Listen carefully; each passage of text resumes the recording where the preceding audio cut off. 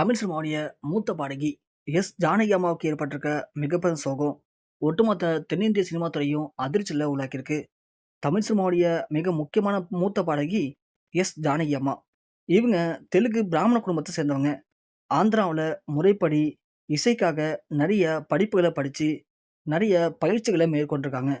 அதன் பிறகு எப்படியாவது சினிமால சாதிக்கணும், பெரிய பாடகி ஆகணும் அப்படிங்கிற பல கனவோட எஸ். ஜானகி அம்மா அப்பவே அவங்களுடைய 20 வயசுல சென்னைக்கு வந்திருக்காங்க. அதன் பிறகு வாய்ப்பு தேடி ஏவிஎம் ஸ்டுடியோவுக்கு நெறைய முறை போயிருக்காங்க.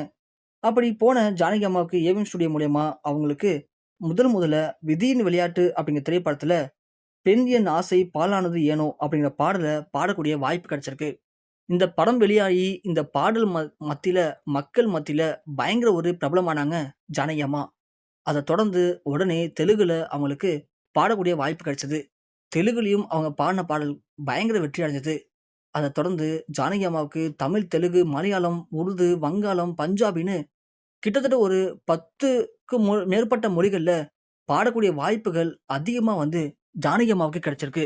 ஜானகி அம்மா கிடைச்ச எல்லா வாய்ப்பையும் பயன்படுத்திக்கிட்டு, எல்லா படங்கள்லயும் தான் முதல்ல பாடக்கூடிய பாடல்கள் மாரி, அந்த இனிமையான குரல் வளத்தோட அவங்க பாடின பாடல்கள் எல்லாமே பயங்கர ஒரு பிரபலமடைஞ்சது. அதன் மூலியமா ஜானகி அம்மா தென்னிந்திய சினிமா துறையில மிகப்பெரிய ஒரு உச்சம் பெற்ற பாடகியா மாறுனாங்க. நார்மலா ஒரு பாடகி வெறும் பாடகியா மட்டும் இல்லாம, அடுத்த கட்டத்துக்கு போகணும் அப்படின்னு அப்பவே முயற்சி பண்ணவங்க ஜானகி அம்மா. பாடல்கள் பாடி நெறைய விருதுகள வாங்கியிருந்தாலும், ஜானகி அம்மா இதுவரைக்கும் தமிழ், தெலுங்கு, மலையாளம்னு 10 மொழிக்கும் மேற்பட்ட மொழிகள்ல இதுவரைக்கும் 50,000த்துக்கும் அதிகமான பாடல்கள பாடியிருக்காங்க. அதுல தமிழ்ல மட்டுமே 20,000த்துக்கும் மேற்பட்ட பாடல்கள பாடி நெறைய விருதுகள வாங்கியிருக்காங்க. அதிலும் குறிப்பா ஜானகி அம்மா இவங்க பாடின நெறைய பாடல்கள்ல கிட்டத்தட்ட அதிகமான பாடல்கள இவங்களே எழுதி, அதுக்கு இசையமைத்து இவங்களே பாடவும் செஞ்சிருக்காங்க. அதன் மூலியமா சினிமால ஒரு பாடகியா மட்டும் இல்லாம, ஒரு பாடகராவும், பாடக எழுத்தாளராவும், ஒரு இசையமைப்பாளராவும் ஜானகி அம்மா நெறைய சாதனை பண்ணியிருக்காங்க. இப்படி அவங்களுடைய 17 வயசுல ஆரம்பிச்ச திரைப்பயணம், அவங்களுடைய 60 வயசு வரைக்கும் அவங்க பாடின பாடல்கள் இன்றளவும் கூட எத்தனையோ இடங்கள்ல மக்கள் மத்தியில அழிக்க முடியாத இடத்த பிடிச்சிருக்கு. எத்தனையோ இடங்கள்ல அவங்க பாடின பாடல்கள இன்னமும் மக்கள் விரும்பி கேட்டுக்கிட்டு தான் இருக்காங்க. நெறைய கலை நிகழ்ச்சிகள்ல ஜானகி அம்மா பாடின பாடல்கள எத்தனையோ பேரு இன்னமும் பாடிக்கிட்டு தானே இருக்காங்க.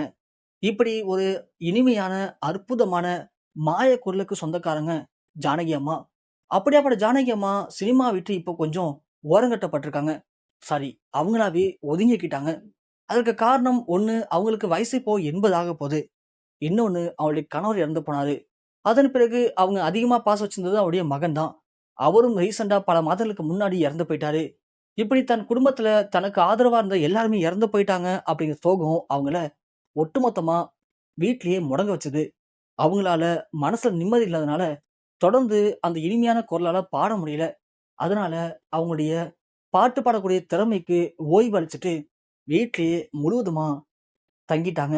அப்படி வீட்லயே முடங்கி போன சுசீலா சாரி நம்ம ஜானகி அம்மாவுக்கு அடிக்கடி உடல்நிலை சரியில்லாம போயி, மருத்துவ சிகிச்சையும் எடுத்து வந்துட்டு இருந்திருக்காங்க.